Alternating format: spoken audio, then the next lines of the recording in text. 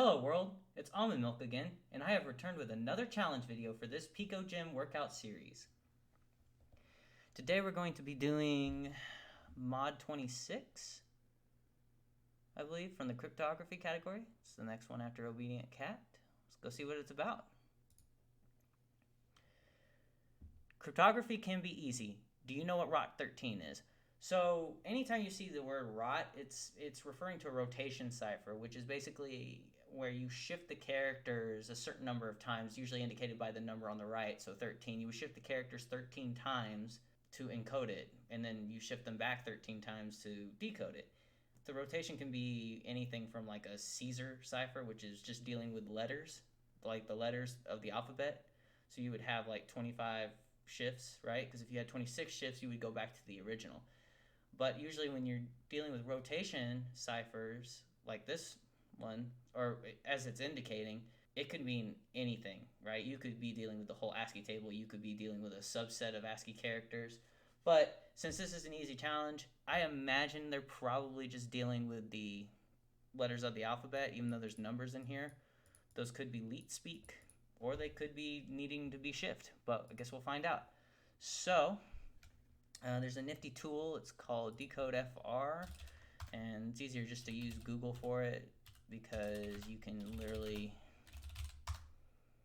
look up, the kind of cipher you want and immediately go to it instead of sifting through the website to find it. Not quite what I want. Here you go, shift cipher. That's probably better, or more broadening in case the numbers need to be shifted as well. So although this does say Caesar. All right, well, we'll just try it and see. As you can see, it's already set to automatic detection brute force, That just basically means it's going to try all the combinations that it can and print them out over here.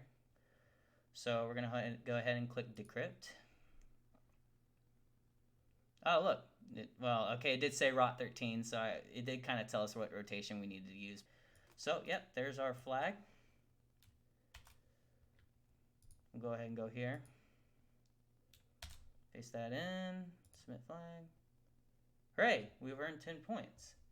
There's plenty of other tools out there you can use. Like there's I think it's called CryptoSolve or something like that. It's an application you can install on your desktop, and you can do like a flowchart thing with it and pipe the inputs, like the different inputs that and different ciphers together and make them flow together. There's also CyberChef, which does a similar thing where you basically make a recipe of ciphers and to go through for a certain input, and then it outputs the result.